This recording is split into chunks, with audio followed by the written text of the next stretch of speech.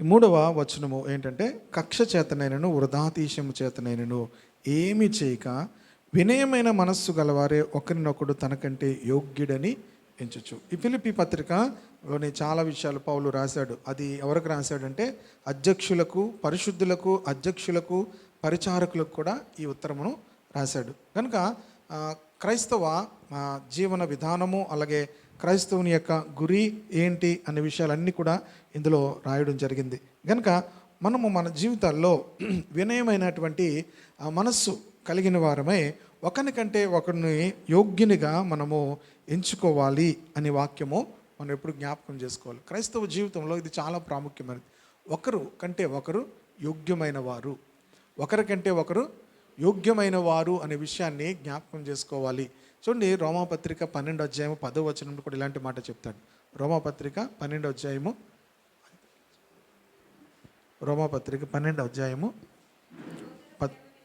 సహోదర ప్రేమ విషయంలో ఒకని యందు ఒకడు అనురాగము గలవారే ఘనత విషయంలో ఒకరిని ఒకడు, రోమాపత్రిక 12:10, ఒకరిని ఒకడు, మనం ఎవరిని గొప్పగా ఎంచుకుంటాం?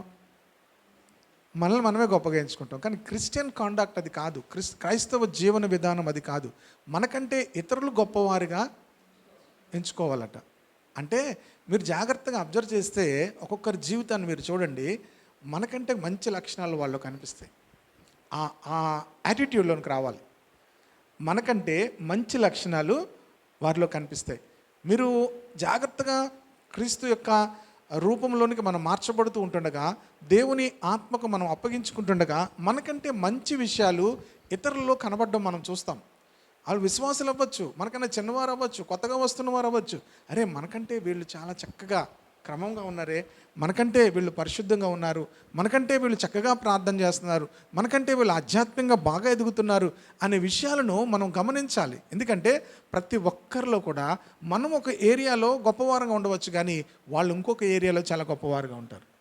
హల్లెలూయా. మనం ఒక విషయంలో గొప్పవారుగా ఏదో ఉండవచ్చు, కానీ మన విషయంలో ఉన్న లోట్లలో మనం ఏది చేయలేకపోతున్నామో మనకంటే వాళ్ళు అధికముగా అందులో మంచిగా ఉన్నట్టు కనిపిస్తుంది. కనుక మనము వారిని మనకంటే ఏం చేయాలి? అప్పుడు ఏం జరుగుతుందో తెలుసా? ఆ గొప్ప లక్షణం మీకు వస్తుంది. ఆ గొప్ప లక్షణము మనమే గొప్ప వాళ్ళం అనుకుంటే మనం అంతే, అక్కడితో స్టాప్. మన గ్రోత్ అక్కడితో స్టాప్. మనకు మించిన వాళ్ళు ఎవరు లేరు అనుకుంటే మనం అక్కడితో ఆగిపోయినట్లే. ఇంకా నాకు మించిన వాళ్ళు ఎవరు లేరని మీరు ఎప్పుడైతే అనుకుంటారో అంతకు మించి మీరు ఎదగరు. అలా కాదు, మనకంటే వాళ్ళు గొప్పవాళ్ళు, మనకంటే వాళ్ళు చక్కగా ఉన్నారు అని వాళ్ళని అభినందించడం ఎప్పుడైతే నేర్చుకుంటామో ఆ గొప్ప లక్షణాలు మనలోనికి రావడం ప్రారంభిస్తాయి. కనుకనే పౌలు అంటున్నాడు రోమాపత్రికలో కూడా, ఇక్కడ కూడా ఒకరికంటే ఒకరు, అది వినయమైన మనస్సు. అది వినయము. బైబిల్లో ఏముంది తెలుసా? యెహోవా యందు భయభక్తులు కలిగి ఉండుట వినయమునకు ప్రతిఫలం. వినయమునకు బహుశా అది 20 సామెతల గ్రంథం 24లో అనుకుంటాను ఉంటుంది, చూడండి, 22లో ఉంటుందో.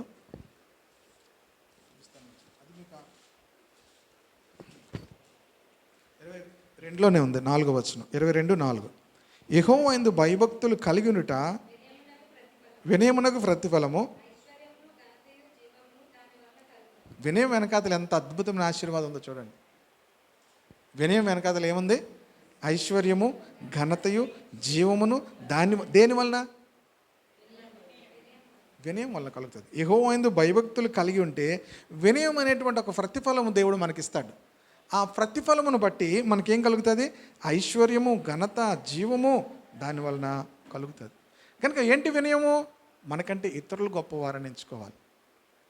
కనుక బైబిల్ చెప్తుంది, వినయమైన మనస్సు గలవారే ఒకరినొకడు తనకంటే యోగ్యుడని ఎంచుకోవాలి. ఒకరినొకడు మనకంటే గొప్పవారని ఎంచుకోవాలి. అప్పుడు అదే వినయం. వినయం అంటే అలా ఎక్కడో మాట్లాడకుండా అలా కూర్చోవడం, ఎవరితో మాట్లాడండి అంటే వినయం కాదు. ఎవరితో మాట్లాడంటే అది మంచి పద్ధతి కాదు. అందరితో మాట్లాడాలి. ఎవరు వచ్చినా బయటికి రాడండి, అది మంచి అలవాటు కాదు. అది వచ్చి అందరిని పలకరించాలి. అలాంటి వినయాలు కాదు. వినయం ఏంటి?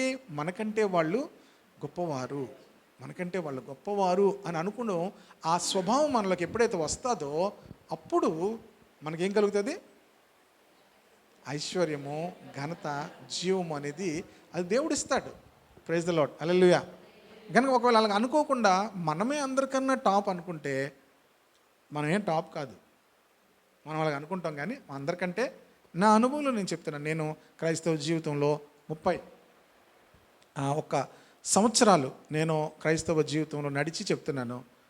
నాకంటే మంచి సేవకులు ఉన్నారు, నాకంటే మంచి విశ్వాసులు ఉన్నారు, నాకంటే విశ్వాసుల్లో మంచి లక్షణాలు ఉన్నాయని నేను గ్రహించగలిగినప్పుడు, ప్రభా వారిని బట్టి నేను స్తుతిస్తున్నాను అని దేవుని చెప్తాను. ప్రభా వారికి ఎంత మంచి లక్షణాలు ఇచ్చావు, వారికి ఎంత మంచి ప్రేమనిచ్చావు, ఎంతగా పరిచయం చేసేటువంటి మనసునిచ్చావు, ఎంతగా వారు చేయగలుగుతున్నారు. నాకు అది లేదు ప్రభా అని నేను వారిని బట్టి దేవుని స్తుతిస్తాను. అది బహిరంగంగాను అంతరంగంగాను కూడా. అది మనం నేర్చుకున్నప్పుడు మనలో ఆ వినయ స్వభావం అనేది మనలో పెరుగుతుంది. 4వ వచనం ఏముంది? మీలో ప్రతివాడు తన సొంత కార్యములు మాత్రమే కాక ఇతరుల కార్యములను కూడా చూడాలి. మీలో ప్రతివాడు కూడా, అందరం కూడా దేంట్లో బిజీగా ఉంటాం? మన ఉదయం లేచిన దగ్గర నుంచి మన సొంత కార్యముల్లోనే మనమందరం ఏమవుతాము? బిజీగా ఉంటాం. కానీ బైబిల్ ఏం చెప్తుంది? మీలో ప్రతివాడు తన సొంత కార్యములు మాత్రమే కాక ఇతరుల కార్యములను కూడా చూడవలను. కానీ ఇతరుల కార్యములను కూడా క్రైస్తవులుగా మనం అనుకుంటాం, నాకు ఎక్కడ టైం సరిపోద్ది అనుకుంటాం. కానీ దేవుడు మనకు ఆ సామర్థ్యం ఇస్తాడు. హల్లెలూయా. పౌలు ఒక చోట చెప్తాడు చూడండి, 2వ కొరింథీ పత్రిక 3వ అధ్యాయము 6వ వచనం చూడండి, 5వ వచనం. 2వ కొరింథీ పత్రిక 3వ అధ్యాయము 5వ వచనం. మా వలన ఏదైనా అయినట్లుగా ఆలోచించుటకు మా ఎంతట మేమే సమర్థులమని కాదు. మా సామర్థ్యము, మీకు సామర్థ్యం ఎవరిస్తారనుకుంటారు? దేవుడు ఇస్తాడు. పౌలుకు అది గ్రహించాడు. మేము ఏదైనా చేయగలం అనుకోవడానికి, మా వలన మేము ఏదైనా అనుకోవడానికి అంటున్నాడు, మా వలన ఏదైనా అయినట్లుగా ఆలోచించుటకు మా అంతట మేమే సమర్థులమని కాదు. మా సామర్థ్యము దేవుని వలన కలిగి ఉన్నది. కనుక దేవుడు మీకు సామర్థ్యం ఇస్తాడు. మీకు ముందు ఏముండాలి? ఆ మనసు ఉండాలి. ఆ మనసు ఉంటే దేవుడు మీకు ఏమిస్తాడు? సామర్థ్యం ఇస్తాడు. నాకు ఎక్కడ ఖాళీ అండి అని ముందే మనం ఆలోచనే తీసామనుకోండి, దేవుడు మీకు ఏమివ్వడు? సామర్థ్యం ఇవ్వడు. కానీ నేను ఇలా చెయ్యాలి, దేవుని వాక్యం ఇలా చెప్తుంది, మీలో ప్రతివాడు కూడా తమ సొంత కార్యములు మాత్రమే కాక ఇతరుల కార్యములు కూడా చూడాలి అనేటువంటి విషయము మనం ఎప్పుడైతే ఆలోచిస్తామో, ప్రియ దేవుని బిడ్డలారా, దేవుడు మనకు సామర్థ్యాన్ని ఇస్తాడు. హల్లెలూయా. ఒకసారి నేను ఈ వాక్యం ఇలా చదువుకుంటున్నాను. చదువుతూ మామూలుగా మధ్యలో ఫోన్ వచ్చింది. ఫోన్ వస్తే ఫోన్ ఎత్తాను. ఆయన నాతో మాట్లాడుతూ పలానా విషయంలో పలానా చోటుకు వెళ్ళాలి బ్రదర్, అక్కడ రేట్ ఎంతో కనుక్కోండి, ఇది ఎంతో కనుక్కోండి, ఇవన్నీ చెప్తున్నారనమాట. అన్నీ చెప్తుంటే నా మనసు ఏమంటుంది? మనకి ఎందుకు ఈ తలకాయ నొప్పి? మనకేమనిపిస్తుంది? అందరికీ కూడా మనకు ఎందుకు ఈ తలకాయ నొప్పి? అక్కడికి వెళ్ళడం ఎందుకు? ఆ రేటు కనుక్కోవడం ఎందుకు? వాళ్ళ పనేది వాళ్ళు చేసుకుంటారు కదా. మనిషి యొక్క స్వభావం వల్ల నేను ఏ వాక్యం చదువుతానంటే ఈ 2వ అధ్యాయమే చదువుతున్నాను అనమాట. చదువుతూ కరెక్ట్గా ఏ వచనంకి వచ్చానంటే, మీలో ప్రతివాడు తన సొంత కార్యములు మాత్రమే కాక ఇతరుల కార్యం కూడా చూడవలెను. నేనేమనుకుంటున్నాను? నాకెందుకు తలకాయ నొప్పి, మనకెందుకు ఈ తలకాయ నొప్పి అని అనుకుంటాం కదా మనం. కానీ బైబిల్ ఏం చెప్తుంది? ఇతరుల కార్యములు కూడా చూడాలి. కనుక వాళ్ళు వెళ్ళి అక్కడ ఆ పని వాళ్ళు చేయలేరు, చేయడానికి వాళ్ళకి అవకాశం లేదు, వాళ్ళు రాలేరు. కనుక ఒక పని చెప్పారు. మనం ఏం చేస్తామంటే సులువుగా నాకు బిజీగా ఉందని ఏదో చెప్పేస్తాం. కానీ బైబిల్ చెప్తుంది మనలో మన పనులే కాదు, ఇతరుల కార్యములు కూడా మనము చూడాలి. అది క్రైస్తవ స్వభావము. కనుక క్రైస్తవ నేచర్ అనేది, ఆ ఫ్రూట్ అనేది లోకము చూస్తేనే క్రీస్తులో ఉన్నటువంటి గొప్ప లక్షణం ఏంటో తెలుసుకుంటుంది. హల్లెలూయా. కనుక ఇతరుల కార్యములు కూడా చూడాలి. మనకి కూడా పనులు ఉంటాయి, మనకి అన్నీ ఉండొచ్చు. కానీ దేవుడు మనకేమిస్తాడు? సామర్థ్యం ఇస్తాడు, సామర్థ్యమును ఇస్తాడు. కనుక అంతేకాదు, అప్పుడు మన హృదయాల్లో గొప్ప సంతోషం కలుగుతుంది. మన హృదయాలు ఏం కలుగుతుంది? మామూలుగా మన ఇంట్లో కూర్చొని తిని వండుకొని తింటే మీకు కడుపు నొప్పి వస్తుంది తప్ప ఇతర కార్యాలు చేస్తేనే మనకు సంతోషం వస్తుంది. మన పని మన ఇంట్లో చేసుకొని, మనం వండుకొని, మనం తిని, మనం చేస్తే నీరసం అయిపోతాం తప్ప ఎనర్జీ రాదు. కనుక ఇతరుల కార్యాలు మనం చేసినప్పుడు సామర్థ్యం దేవుడు ఇస్తాడు. మన కార్యాలు మనం చేసుకుంటే మనం అలిసిపోతాం, నీరసం అయిపోతాం. చూడండి సిస్టర్ గారు చెప్తే నీరసం అయిపోతాం. కనుక ప్రియ దేవుని బిడ్డలారా, నీరసం వచ్చేస్తుంది. కానీ ఇతరుల కార్యములు చేసినప్పుడు మనకు ఎనర్జీ అనేది నూతనముగా దేవుడు మనకు సామర్థ్యం ఇస్తాడు. బైబిల్ చెప్తుంది దేవుడు మనకేమిస్తాడు? సామర్థ్యమును ఇస్తాడు, బలమును ఇస్తాడు. కనుక మనం ఇతరుల కార్యములు కూడా మనం చూడాలి.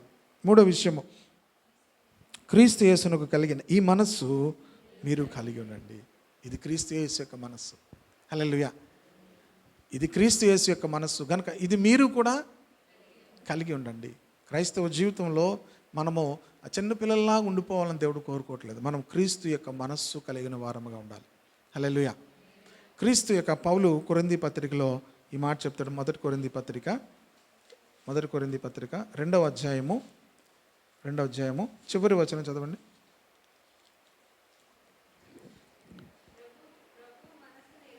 ప్రభువు మనస్సును ఎరిగి ఆయనకు బోధింపగలవాడెవడు? మనమైతే క్రీస్తు మనస్సు కలిగిన వారము. హల్లెలూయా. క్రైస్తవులు ఎవరు? అందరూనా? అలాగా పౌలు విశ్వాసులందరినీ కూడా సంబోధిస్తున్నాడు అంటే అర్థం ఏంటంటే మనం అందరము క్రీస్తు మనస్సు కలిగి ఉండాలి. దేవునికి స్తోత్రం కలుగును గాక. మనమైతే క్రీస్తు యొక్క మనస్సు కలిగిన వారము కనుక మనం అందరము కూడా క్రీస్తు యేసు మనస్సును ఏం చేయాలి? కలిగి ఉండాలి. కనుక క్రీస్తు యేసు మనస్సు ఏంటో పైన కొన్ని విషయాలు చూసాము. ఒకరికంటే ఒకరిని గొప్పవారుగా ఎంచుకోవడము. రెండవది, మన యొక్క సొంత కార్యములు మాత్రమే కాక ఇతరుల కార్యములు కూడా చూడాలి. కిందకు వస్తున్నాను. ఆయన దేవుని స్వరూపము కలిగిన వాడై ఉండి దేవునితో సమానముగా ఉండుట విడిచిపెట్టకూడని భాగ్యమని ఎంచుకొనలేదు. కనుక క్రీస్తు మనస్సులో ఉండే మరొక మాటను చెప్తాను. దీన మనస్సు లేక వినయ బుద్ధి మొదట మన మనస్సు లేక ఆలోచనలో పరిధిలో ఆరంభం అవుతుంది. ఈ మనస్సు మన యొక్క ఆలోచనల్లో ముందు ప్రారంభం అవ్వాలి. ఆలోచనలో ప్రారంభం. క్రీస్తు మనస్సు వినయమునకు తాళపు చెవి అని చెప్తూ దీనత్వముగా మనలను గుర్చిన సరియైన అంచనా మరియు క్రీస్తుకు వెలుపల మనము వట్టివారమనే గ్రహింపు. ఈ వినయము దీనత్వమునకు సరైన అంచనా ఏంటంటే క్రీస్తు లేకపోతే నేను వట్టివాడను అనే గ్రహింపులోనికి రావాలి. హల్లెలూయా. నువ్వు లేకుండా నేనేమీ చేయలేను, నువ్వు లేకుండా నేనేమీ కూడా చేయలేను, నువ్వు లేకుండా నేను ఏమీ కాను ప్రభువా అనేటువంటి గ్రహింపులోనికి రావాలి. అది వినయమైనటువంటి మనస్సు. ఆ దీనత్వంలోనికి మనం వస్తాం. నువ్వు లేకుండా నేను ఏమీ చేయలేను కనుక ప్రభువే అన్నాడు, నాకు వేరుగా ఉండి మీరు ఏమీ చేయలేరు, నా యందు మీరు నిలిచి ఉండండి, నేను కూడా మీ యందు నిలిచి ఉంటాను, అప్పుడు మీరు ఏమవుతారు? బహుగా ఫలిస్తారు. అది దీనత్వము మన జీవితాలకు వచ్చినప్పుడు, ఆ వినయం మనలోకి వచ్చినప్పుడు మనం బహుగా ఫలించడం ప్రారంభిస్తాం. కనుక ఇక్కడ తర్వాత క్రీస్తు స్వభావం, క్రీస్తు యొక్క మనసులోనికి వస్తున్నాం. ఏంటంటే ఆయన దేవుని స్వరూపము కలిగిన వాడై ఉండి దేవునితో సమానముగా ఉండుట విడిచిపెట్టకూడని భాగ్యమని ఎంచుకొనలేదు. దేవునితో సమానత్వము ఆయన విడిచిపెట్టాడు. ఏం విడిచిపెట్టాడు? క్రీస్తు యేసు మనసు ఏంటో తెలుసా? దేవునితో సమానత్వాన్ని ఆయన విడిచిపెట్టాడు. ఆయన క్లియర్గా ఉంది అక్కడ. ఏంటి? ఆయన దేవుని స్వరూపము కలవాడై ఉండి దేవునితో సమానముగా ఉండుట విడిచిపెట్టకూడని భాగ్యమని ఎంచుకోనలేదు. కనుక ఒక దైవజనుడు రాసిన మాట ఏంటంటే దేవునితో సమానత్వము విడుచుట క్రీస్తును కిందకి దిగి వచ్చుట్లో మొదటి మెట్టు. యేసు ప్రభు వారు తను తాను తగ్గించుకున్నట్లు కిందకి దిగిట్లు 7 మెట్లు దిగారు. ఆయన ఎన్ని మెట్లు దిగారు? 7 మెట్లు దిగి వచ్చారు. ఆ 7 మెట్లు ఇక్కడ ఉన్నాయి, చెప్తాను. ఆయన భూలోకం రావడానికి 7 మెట్లు దిగాడు ఆయన. మొదటి మెట్టు ఏంటి?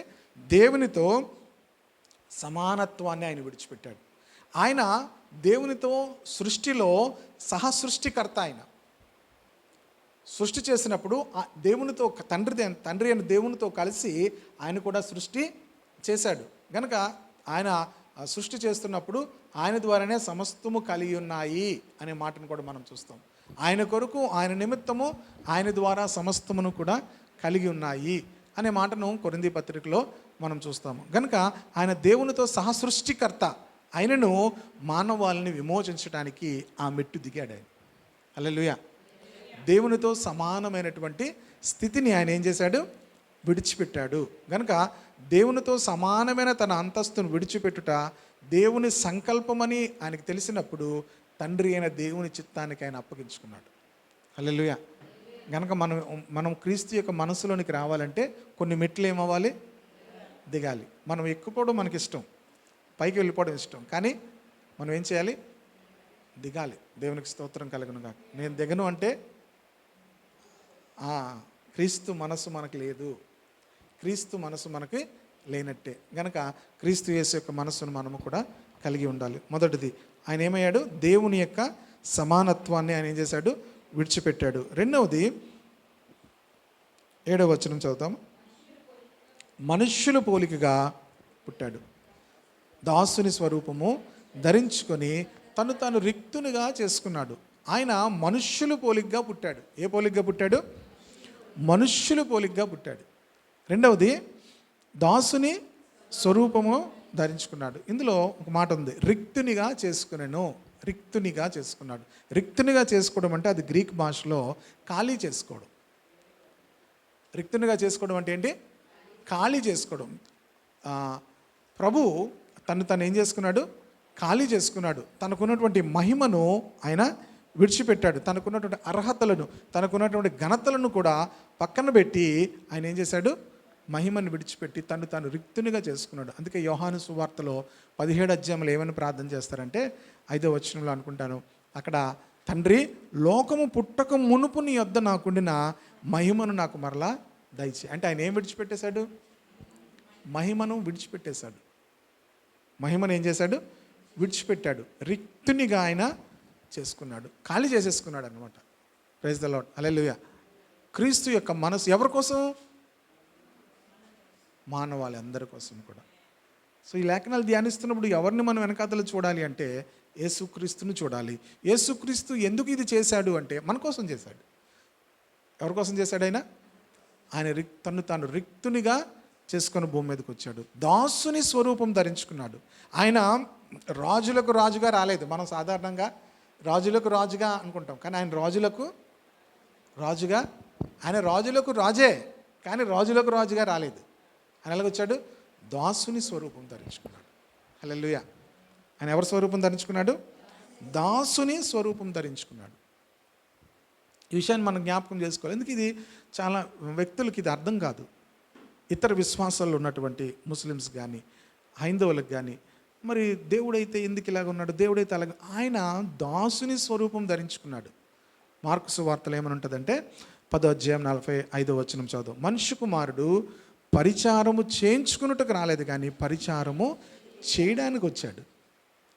మనుష్య కుమారుడు దేనికి వచ్చాడు, పరిచారము చేయించుకున్నట్టుకు రాలేదు, పరిచారము చేయడానికి వచ్చాడు. అంతేకాదు, అనేకులకు ప్రతిగా విమోచన క్రయధనముగా తన యొక్క ప్రాణం ఇచ్చుటకు ఆయన వచ్చాడు.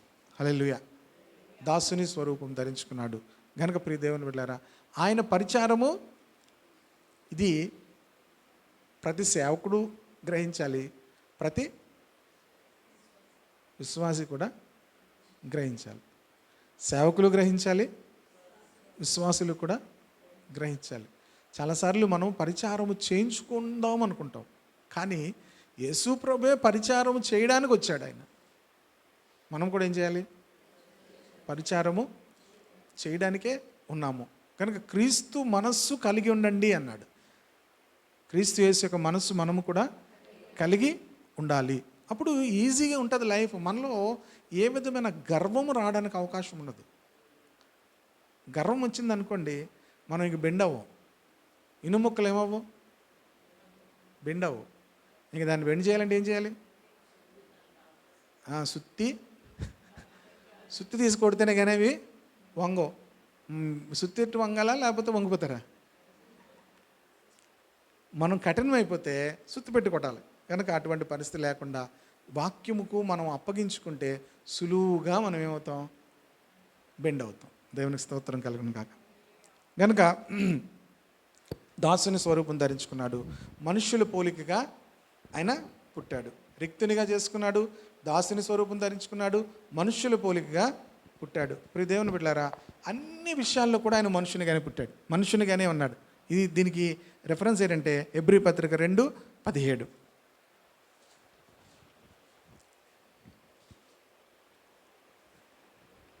హెబ్రీ పత్రిక 2:17. ఉమ్, ఉమ్, ఉమ్, ఉమ్. అన్ని విషయముల్లో కూడా తన సహోదరుల వంటి వాడు కావలసి వచ్చెను. అంతేకాదు ఆయన అన్ని విషయాల్లో కూడా మనవలే శోధింపబడ్డాడు. అన్ని విషయంలో కూడా మనవలే ఆయన ఏమయ్యాడు? శోధింపబడ్డాడు. అన్ని విషయాల్లో కూడా మనవలే ఆయన శోధింపబడ్డాడు. అదే హెబ్రీ పత్రిక 4:15 చూడండి. ఉమ్, ఉమ్, ఉమ్, ఉమ్. కలదాలు మార్చాలి మీరు. ఇంకా సహానుభవం లేనివాడు కాడు కానీ సమస్త విషయంలో మన మనుషులే శోధింపబడినను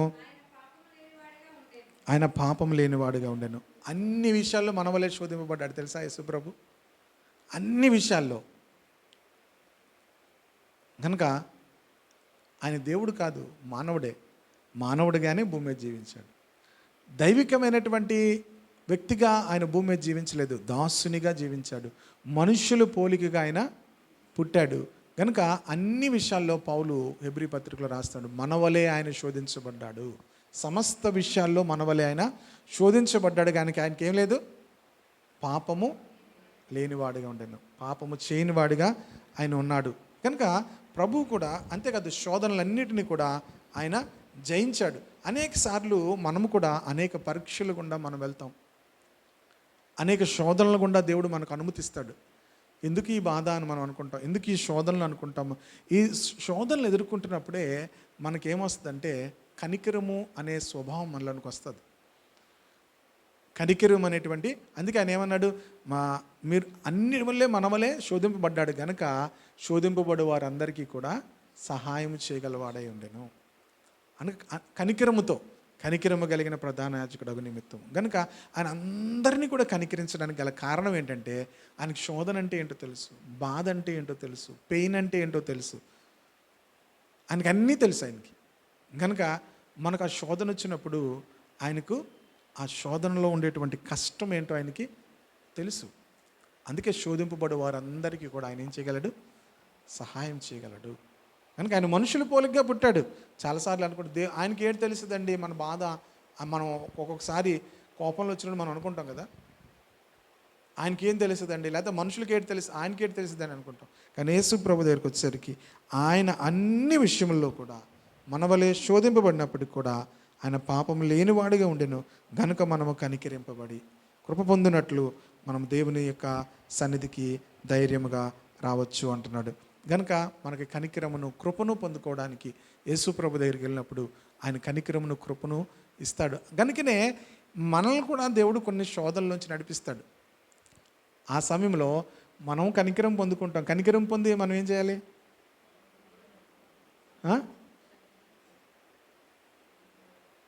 ఏం చేయాలి? లూకాసు వార్త 6వ అధ్యాయము 36వ చూడండి. లూకాసు వార్త 6వ అధ్యాయము 36వ. కాబట్టి మీ తండ్రి కనికరము గలవాడే ఉన్నట్టు మీరును కనికరము గలవారే ఉండుడి. అంతే, అయిపోయిందండి. పై చదవండి. అయితే 35 చదవండి.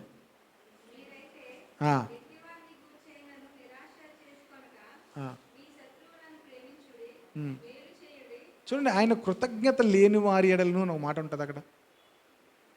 కృతజ్ఞత లేని వారి ఎడలను, దుష్టుల ఎడలను. ఎన్నో వచ్చిన అది 35 చివరిలో ఉందా? చూడండి, అక్కడ అంటున్నాడు ఆయన కృతజ్ఞత లేని వారి ఎడలను, దుష్టుల ఎడలను ఉపకారి అయి ఉన్నాడు. ఇది ఎప్పుడు వస్తుంది మనకు ఆ స్వభావం? మనకి క్రీస్తు యొక్క మనసు వస్తేనే వస్తుంది. దేవుడు ఎలాంటి వాడట? కృతజ్ఞత లేని వారి ఎడల. మనకు కృతజ్ఞత లేని వాళ్ళని చూస్తే మనకు బీపీ పెరిగిపోద్ది. లేకపోయినా ఏమొచ్చేస్తుంది మనకి? అప్పటి నుంచి మనకు స్టార్ట్ అవుతుంది, ఎంత మేలు పొందాడు నా దగ్గర నుంచి, అయినా సరే ఇలా చేశాడా అని చెప్పి మనకి ఏం పెంచేసుకుంటాం? బీపీ పెంచేసుకుంటాం. దేవుడు కృతజ్ఞత లేని వారి ఎడలను, ఇంకా దుష్టుల ఎడలను మనం చేయగలమా? మనకి స్వభావము కొన్ని శోధనలోంచి వెళ్తున్నప్పుడు, కొన్ని శ్రమల్లోంచి వెళ్తున్నప్పుడు దేవుడు మనకి ఎందుకు ఎలా చేస్తాడంటే, కొన్ని ఆర్థిక ఇబ్బందులు, కొన్ని శారీరక శ్రమలు, కొన్ని అనారోగ్య పరిస్థితులు, హాస్పిటల్లో ఉండే కొన్ని పరిస్థితులు వెళ్తున్నప్పుడు, హాస్పిటల్లో ఉన్నప్పుడు వాళ్ళ పరిస్థితి ఎలాగ ఉంటుందో మనకు అర్థమవుతుంది. హాస్పిటల్లో ఉన్న వాళ్ళ పరిస్థితి ఏంటో మనకు అర్థమవుతుంది. ఆర్థిక ఇబ్బంది అంటే మనకు ఇబ్బందులు గుండా వెళ్ళినప్పుడు మనకు అర్థమవుతుంది ఆర్థిక ఇబ్బంది అంటే ఏంటి అని. ప్రియ దేవుని బిడ్డలారా, కుటుంబంలో కొన్ని పరిస్థితులు ఏర్పడినప్పుడు అమ్మో ఇలాంటి పరిస్థితులు వస్తే ఆ కుటుంబం ఎంత దుఃఖముతో ఉంటుంది అని మనకు అర్థమవుతుంది. ప్రభువు కూడా అనేకమైన పరిస్థితులు గుండా వెళ్ళాడు కనుక ఆయన దుష్టుల ఎడలను, కృతజ్ఞత లేని వారి ఎడలను కూడా ఆయన ఏం చేస్తాడట, ఉపకారి అయి ఉన్నాడు.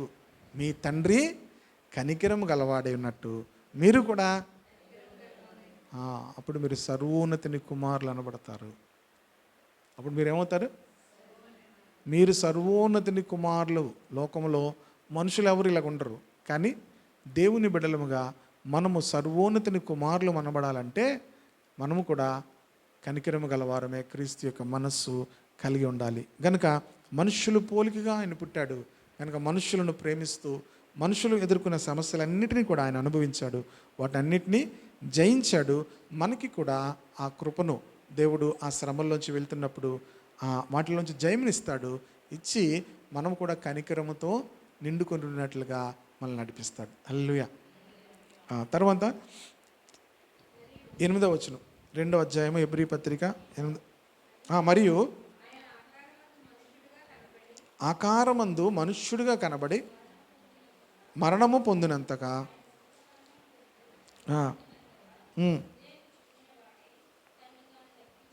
చూడండి, ఆయన తనను తాను ఏం చేసుకున్నాడట, తగ్గించుకున్నాడు. తనను తాను ఏం చేశాడు, తగ్గించుకున్నది ఎవరు?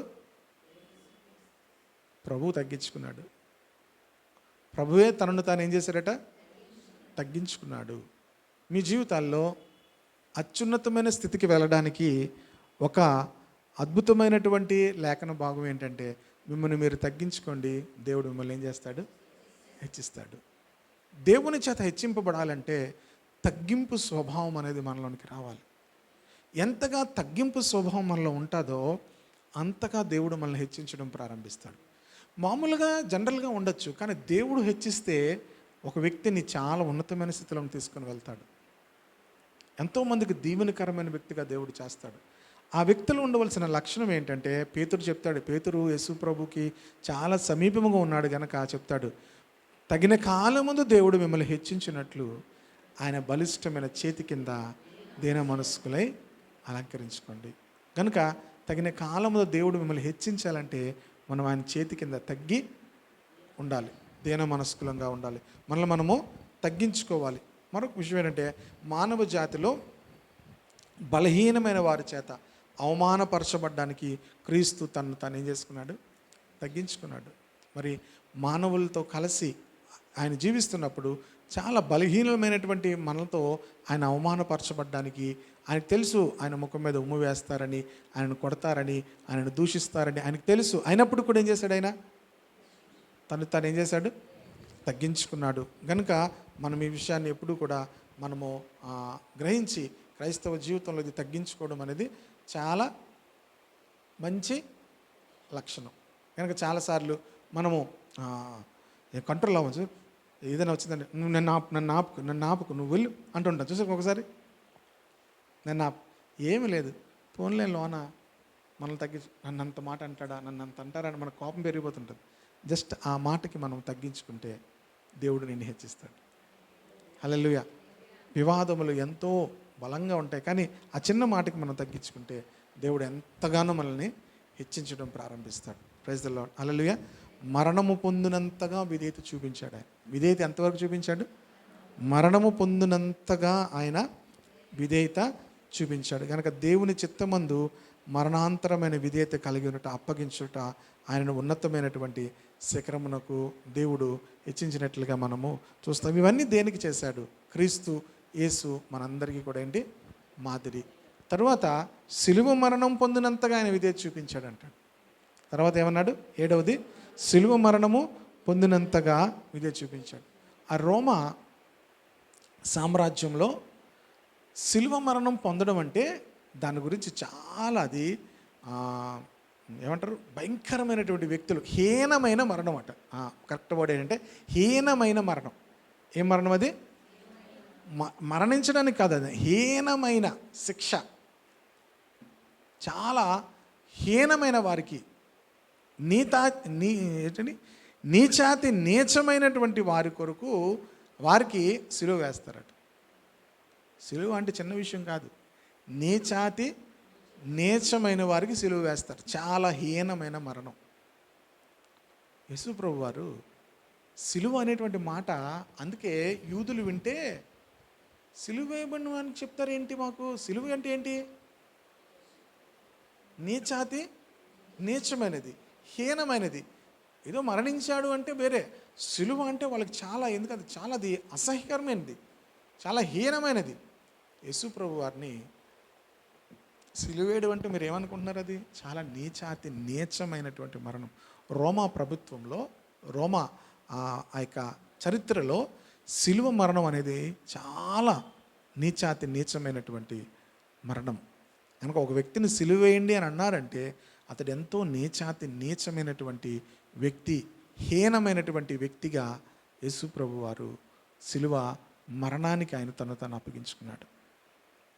ప్రియదేవుని బిడ్డలారా, క్రీస్తు యేసు మనస్సు గురించి మనం మాట్లాడుతున్నప్పుడు ఆయన ఎంత తగ్గించుకున్నాడంటే హీనమైనటువంటి మరణము మరణించడానికి, నీచాతి నీచమైనటువంటి మరణము అనుభవించడానికి. అంతేకాదు, ద్వితీయోపదేశ కాండంలో ఏముంటుందంటే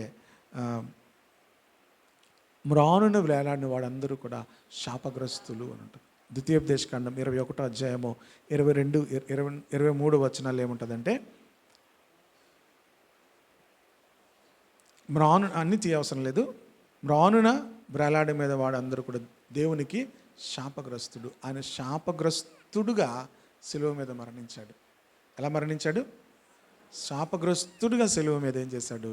మరణించాడు. ప్రియ దేవుని బిడ్డలారా, మన జీవితాల్లోనూ కూడా శాపగ్రస్తులముగా ఒకవేళ మనల్ని ఎవరైనా పిలిచినా కూడా భయపడవలసిన అవసరం లేదు. దేవుడు మన శాపములన్నిటి కొరకు కూడా ఆయన శాపగ్రస్తుడిగా సిలువలో మరణించాడు. ఒకవేళ ఏ శాపమైనా మన జీవితాల్లో ఉన్నదంటే ప్రభు యొక్క నామము, ప్రభు యొక్క రక్తం మన ప్రతి శాపం నుండి కూడా మనకు విడుదలనిస్తుంది. ప్రతి శాపం నుంచి కూడా మనకి ఏమిస్తుంది? విడుదలనిస్తుంది. ఇది శాపము అని మన జీవితంలో ఎవరైనా చెప్పినా, ఇది శాపం అని చెప్పినా, లేకపోతే శాపగ్రస్తులుగా మనుషులు ఎవరైనా ఉంటున్నా, యేసుక్రీస్తు నామం మనం ధైర్యంగా సువార్త చెప్పచ్చు. ఏంటంటే ఆయన, నువ్వు శాపంలో ఉండవలసిన అవసరం లేదు, నీవు ఆ బంధకం ఉండవలసిన పని లేదు. ఎందుకంటే యేసు ప్రభు వారు మనందరి కోసం నీచాతి నీచమైన హీనమైన శిలువ మరణము పొంది మన శాపములన్నిటిలోంచి కూడా ఆయన విడిపించాడు అని సువార్తను మనము చెప్పచ్చు. Praise the Lord. హల్లెలూయా. కనుక సువార్తను చెప్పక మునుపు మనం ఈ విషయాన్ని మనకు తెలిస్తేనే దేవుని వాక్యం ధైర్యంగా చెప్పచ్చు, నిశ్చయితతో మనం చెప్పచ్చు. అప్పుడు నమ్మిన వారందరినీ కూడా ప్రభు శాపంలో ఏం చేస్తాడు? ఆయన విడిపిస్తాడు. ప్రభు ఈ యొక్క 7 మెట్లు కూడా దిగి ఆయన తను ఏం చేశాడు? తగ్గించుకున్నాడు. అప్పుడు ప్రభు తండ్రి ఏమిచ్చాడు ఆయనకి? తర్వాత వచ్చిన చదవండి. అందుచేతను పరలోకమందున్న వారిలో కానీ, భూమి మీద ఉన్న వారిలో కానీ, భూమి కింద ఉన్న వారిలో కానీ ప్రతివాని మోకాలు యేసునామమున వంగునట్లు ప్రతివాని నాలుకయు తండ్రి అయిన దేవుని మహిమార్థమై యేసుక్రీస్తు ప్రభువును ఒప్పుకున్నట్లు దేవుడు ఆయనను అధికముగా హెచ్చించి ఏం చేశాడు? ప్రతి నామునకు పైనామము ఆయనకు అనుగ్రహించాను. హల్లెలూయా.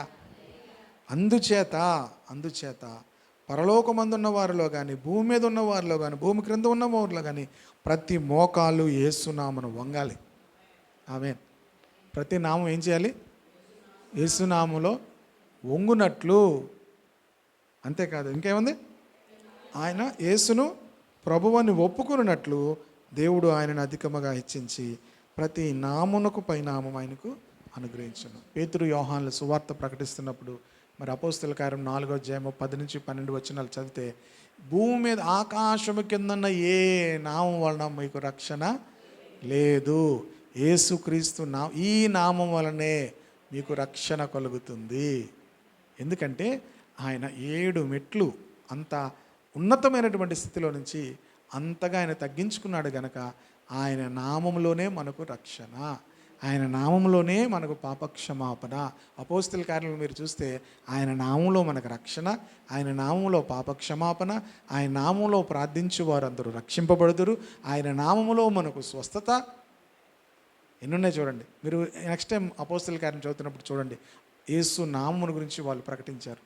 ఆ ప్రభువు నామమును బట్టి ప్రార్థన చేయవాడు రక్షింపబడను. ప్రభువు నామం వల్లనే వీనికి స్వస్థత వచ్చింది, ప్రభువు నామంలోనే వారికి విడుదల దొరికింది కనుక ఆ నామంలోనే మనకు రక్షణ, ఆ నామంలోనే మనకు పాప క్షమాపణ, ఆయన నామంలోనే మనం బాప్తిజం తీసుకుంటున్నాం. ఇంకా అనేక విషయాలు అపోస్తల కార్యంలో యేసుక్రీస్తు నామాన్ని వారు హెచ్చించడం ప్రారంభించారు. Praise the Lord, hallelujah. కనుక యేసుక్రీస్తు నామం మనం హెచ్చిస్తుండగా యేసుక్రీస్తు నామమే ప్రజలను ఏం చేస్తుంది? ఆకర్షించుకుంటుంది. యేసుక్రీస్తే ప్రజలను రక్షించువాడు, యేసుక్రీస్తే ప్రజలను స్వస్థపరచువాడు. మీకు చెప్తున్నాను, ఏ మనిషి స్వస్థపరచలేడు, ఏ మనిషి కూడా, ఏ దైవజనుడు. యేసుక్రీస్తు నామమే మనుషులను స్వస్థపరుస్తుంది, యేసుక్రీస్తు నామమే ప్రజలను రక్షిస్తుంది, యేసుక్రీస్తు నామం వల్లనే మనకు పాప క్షమాపణ కలుగుతుంది. కనుక యేసు నామును అంత అధికముగా దేవుడు హెచ్చించాడు. హల్లెలూయా. ప్రతి నోరు మూయబడాలి, ప్రతి నాలుక ప్రభుని స్తుతించాలి, ప్రభువు ఎదుట ప్రతి మోకాలు వంగాలి. అంత అధికముగా దేవుడు తన కుమారుడైనటువంటి యేసుక్రీస్తును హెచ్చించాడు, అధికముగా హెచ్చించబడ్డాడు. ఆయన నామం మన జీవితాల గొప్ప ఆశీర్వాదం. ప్రైజ్ ది లార్డ్, హల్లెలూయా. అందుకే యేసుక్రీస్తు నామం మన నోట ఎప్పుడు కూడా ఉచ్చరిస్తూ ఉండాలి, యేసుక్రీస్తు నామును ఎప్పుడు కూడా మనం స్తుతిస్తూ ఉండాలి, యేసుక్రీస్తు నామును ఎప్పుడు కూడా మనం ఘనపరుస్తూ ఉండాలి. ఎందుకంటే ఆ నామము అంత హెచ్చైనది, అంత ఘనమైనది, అంత ఉన్నతమైనది. కనుక ఆ నామమును మనం ఉచ్చరిస్తున్నప్పుడు మన జీవితాల్లోకి నెమ్మది కలుగుతుంది. హల్లెలూయా. దేవుని నామము మన యొక్క నోటికి అది మధురమైనదిగా మనం ఎంచుకోవాలి. హల్లెలూయా. చాలాసార్లు దేవుని స్తుతిస్తున్నప్పుడు ప్రభువా నీకు వందనాలు, యేసయ్యా నీకు వందనాలు, యేసయ్యా యేసయ్యా మనం అంటుంటున్న కొద్దీ దేవుని శక్తితో మనం నింపబడతాం. యేసయ్యా యేసయ్యా అంటున్న కొద్దీ దేవుడు తన యొక్క శక్తిని మనకిస్తాడు, విడుదలను మనకిస్తాడు, ఆశీర్వాదం మనకిస్తాడు. కనుక యేసుక్రీస్తు నామము అంతగా మరి హెచ్చించబడింది. కనుక మన జీవితాల్లో లేఖనాలు ఎందుకు ధ్యానం చేస్తున్నామంటే యేసు నామంలో ఉన్నటువంటి శక్తిని, యేసు నామంలో ఉన్నటువంటి అధికారము, యేసు నామంలో ఉన్నటువంటి ఆ రక్షణ, పాప క్షమాపణ ఎందుకు ఇవ్వబడింది అంటే మానవాళ్ళందరికీ కూడా ఎందుకు ఇవ్వబడింది అంటే ఆయన 7 మెట్లు తను తాను పూర్తిగా ఏం చేసుకున్నాడు? సిలువ మరణం పొందినంతగా, నీచమైనటువంటి హీనమైనటువంటి మరణం పొందినంతగా ఆయన తను తాను తగ్గించుకున్నాడు. మనము కూడా ఎంతగా తగ్గించుకుంటామో అంతగా దేవుడు హెచ్చించడం ప్రారంభిస్తాడు. హల్లెలూయా. మన ప్రభువే తగ్గించుకున్నాడు. మనకు మాదిరి ఎవరు? మన ప్రభువే తగ్గించుకున్నాడు. క్రీస్తు యేసునకు కలిగిన ఈ మనస్సు మీరును కలిగి ఉండండి. ఈ క్యారెక్టర్తో ఒక క్రైస్తవ జీవితం ఉంటే, ఈ క్యారెక్టర్తో ఒక క్రైస్తవ కుటుంబం ఉంటే ఎంత సమాధానంగా ఉంటుంది, ఎంత సంతోషంగా ఉంటారు. దేని గురించి కూడా వాళ్ళు కంగారు పడరు. ఎవరేమన్నారు, ఏమనుకుంటున్నారు, ఏమనుకున్నా ఇవి ఏమి పట్టించుకోరు. క్రీస్తు యేసు యొక్క మనస్సు మీరును కలిగి ఉండండి. Praise the Lord. అప్పుడు ప్రభు మిమ్మల్ని హెచ్చించడం ప్రారంభిస్తారు. ఇప్పుడు వరకు ఒకవేళ ప్రభు మిమ్మల్ని హెచ్చించడం మీరు చూడలేదేమో, మీరు తగ్గించుకోవడం అలవాటు చేసుకుంటే ప్రభువు మిమ్మల్ని ఎలా హెచ్చిస్తాడో మీరు చూస్తారు. హల్లెలూయా. ప్రభు మిమ్మల్ని హెచ్చించడం మీరు చూస్తే ప్రియ దేవుని బిడ్డలారా, ఆయన మిమ్మల్ని ఉన్నతమైన స్థితిలో మిమ్మల్ని దేవుడు నిలబెట్టడం ప్రారంభిస్తాడు. అనేకులకు దీవెనకరంగా ప్రభు మనలను చేయడం ప్రారంభిస్తాడు. కనుక ప్రియ దేవుని బిడ్డలారా, ఇంకా ఆ తర్వాత విషయంలోకి వెళ్తే మళ్ళా వేరొక పద్ధతిలోకి వెళ్తుంది. కనుక ఇక్కడితో నేను ఆపుతున్నాను. కనుక క్రీస్తు యేసునకు కలిగిన మనస్సు మనమందరమును కూడా కలిగి ఉండడానికి ప్రార్థన చేసుకుందాం. ప్రభు గొప్పవాడు, ఆయన సర్వశక్తిమంతుడు అయినప్పటికీ కూడా తను ఆయన ఏం చేశాడు? తగ్గించుకున్నాడు. కనుక అన్ని విషయాల్లో మనం ఏం చేయాలి? ఎంత తగ్గించుకుంటే అంతగా దేవుడు మిమ్మల్ని హెచ్చిస్తాడు. హల్లెలూయా. ఎంతగా హెచ్చిస్తాడంటే ప్రభు నామమును బట్టి అందరికీ రక్షణ కలిగినట్లుగా నిన్ను కూడా అనేకులను రక్షించే వానిగా, అనేకులను రక్షించడానికి దేవుడు నిన్ను హెచ్చిస్తాడు. అంతకన్నా గొప్ప హెచ్చింపు ఈ లోకంలో మనకి ఏమీ లేదు. గనుక ఆయన నామమును బట్టి, ప్రభు నామమును బట్టి ప్రార్థన చేద్దాం. ప్రభు నామమును బట్టి ప్రార్థన చేయవాడెవడో వాడు రక్షణ పొందును. ప్రభు నామమును బట్టి వీనికి స్వస్థ కలిగింది. ఏ ఆకాశం కింద ఏ నామం వలన కూడా మీకు రక్షణ కలగదు. ఈ నామం వల్లనే మీకు రక్షణ, అలాగే ఈ నామం వల్లనే మనకు పాప క్షమాపణ కలుగుతుంది. ప్రభా మమ్మల్ని అందరినీ కూడా దేవా తండ్రి ఈ రాత్రి వేళలో దేవా మమ్మల్ని అందరినీ కూడా కనికరించండి నాయనా. మరి అనేక విషయాలు మేము ధ్యానం చేశాము. ఇందులో మేము సరి చేసుకోవాల్సిన విషయాలను దేవా సరి చేసుకున్నట్టుకు సహాయం చేయండి. తగ్గించుకునేటువంటి ఆ మనస్సు దేవా తండ్రి ప్రతి ఒక్కరికి దయచేయండి ప్రభా. మా దేవుడువు మా రక్షకుడు అయిన నీవు నాయన, నిన్ను నీవు తగ్గించుకున్నావు, నిన్ను నీవు రిక్తునిగా చేసుకున్నావు ప్రభా. సిలువ మరణం పొందినంతగా విధేయత చూపించావు ప్రభా. దేవా దాసుని స్వరూపం ధరించుకున్నావు, మనుష్యుల పోలికగా పుట్టావు, నిన్ను నీవు రిక్తునిగా చేసుకున్నావు ప్రభా. క్రీస్తు యేసునకు కలిగిన మనస్సుతో మమ్మల్ని అందరినీ నింపండి ప్రభా. మా ద్వారా తండ్రి మా కుటుంబాలకు సంతోషము, మా ద్వారా మేము నివసిస్తున్నటువంటి ఈ ప్రాంతాలకు సంతోషము, రక్షణ కలుగునట్లుగా దేవా ఆయన కృప చూపించండి. మమ్మల్ని అందరినీ వాడుకోండి ప్రభా. వాడుకోమని ప్రార్థన చేస్తున్నాం ప్రభా. కృప చూపించండి నాయన తండ్రి. ఒకరికంటే ఒకరు నాయన యోగ్యులుగా ఎంచుకునేటువంటి మనస్సు నాయన. అవును ప్రభా తండ్రి, మాకంటే దేవా ఒక్కొక్కరు ఎంతో గొప్పవారు ఉన్నారు తండ్రి ప్రభా. మంచి లక్షణాలు కలిగిన వారు ఉన్నారు తండ్రి ప్రభా. దేవా మమ్మల్ని క్షమించండి. అనేక సార్లు మేమే గొప్పవారు అనుకున్నాం తండ్రి ప్రభా. మాకే అన్నీ తెలుసు అనుకున్నాం తండ్రి, మాకే అన్నీ వచ్చు అనుకున్నాం తండ్రి. మాకంటే గొప్పవారు ఎంతోమంది ఉన్నారు తండ్రి సంఘములో. మాకంటే గొప్పవారు ఎంతోమంది ఉన్నారు తండ్రి. మాకంటే మంచివారు ఎంతోమంది ఉన్నారు ప్రభా. మాకంటే ఆత్మీయులు ఉన్నారు తండ్రి. నాకంటే ఆత్మీయులు ఉన్నారు ప్రభా. నాకంటే చక్కని ప్రార్థనాపరులు ఉన్నారు ప్రభా. నాకంటే నాయన తండ్రి చక్కని వాక్యం చెప్పేవారు ఉన్నారు ప్రభా. నాకంటే దేవా చక్కగా పాటలు పాడేవారు ఉన్నారు తండ్రి. నాకంటే దేవా తండ్రి దేవా నాయనా తండ్రి దీన మనస్సు కలిగిన వారు ఉన్నారు తండ్రి. చక్కని పరిచర్య చేయగలిగిన వారు ఉన్నారు తండ్రి. వారందరిని బట్టి నీకు వందనాలు తండ్రి. వారందరిని బట్టి నీకు వందనాలు నాయనా. నీ యందు భయభక్తులు కలిగి ఉండుట వినయమునకు ప్రతిఫలము దేవా నాయనా తండ్రి.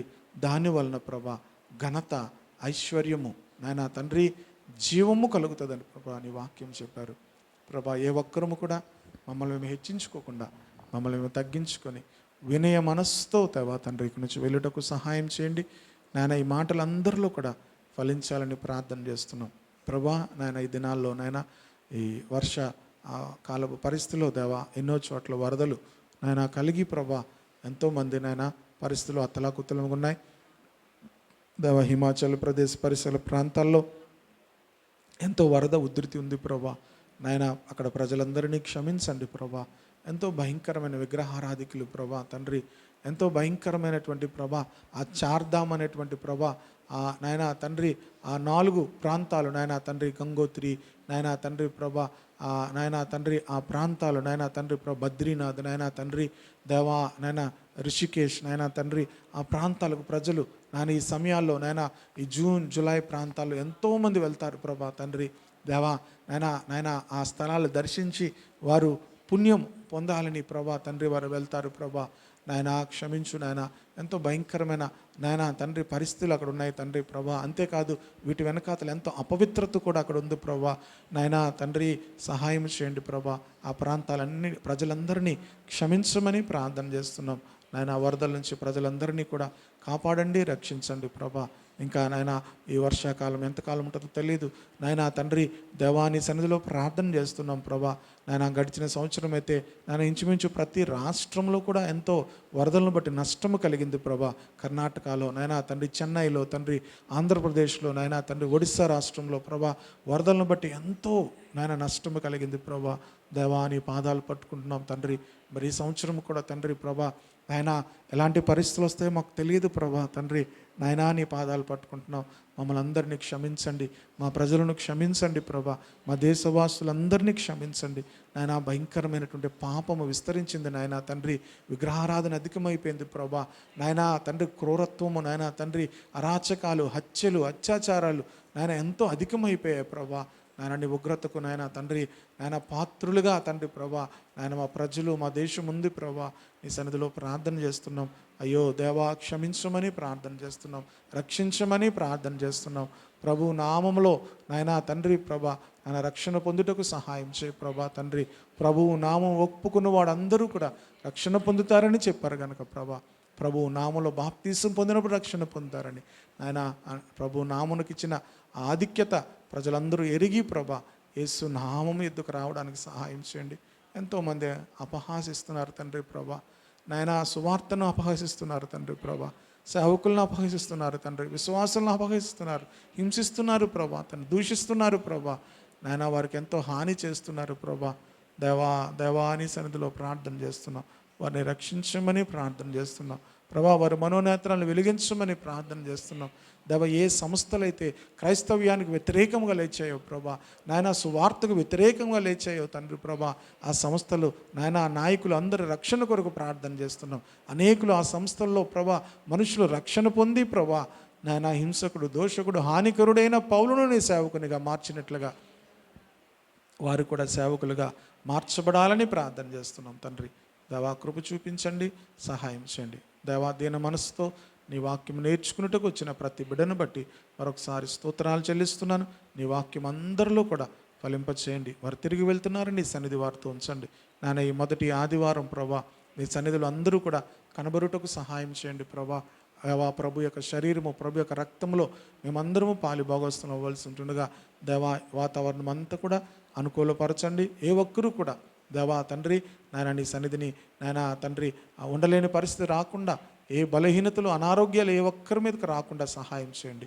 కృప చూపించి సంఘంలో ఉన్న వారందరికీ ఆరోగ్యము, క్షేమము, సమాధానము దయచేయండి. ప్రతి బీపీ, డయాబెటీస్ నాయన తండ్రి, ఆర్థరైటిస్ నాయన తండ్రి, ఇతర వ్యాధులతో బాధపడుతున్న వారందరికీ ప్రభునామలో స్వస్థతను దయచేయండి. ప్రభునామలో ఆరోగ్యము దయచేయండి. ప్రభునామములో సమాధానము దయచేయండి. ప్రభునామములో నాయన తండ్రి దేవా క్షేమము దయచేయమని కోరుతున్నాం. యేసునామునికే మహిమ, యేసునామునికే ఘనత, ప్రభావములు చెల్లిస్తూ నీకు వందనాలు చెల్లిస్తూ యేసు శక్తి గల నామములో ప్రార్థించి మనవులు అడిగి వేడుకుంటున్నాం తండ్రి. ఆమేన్.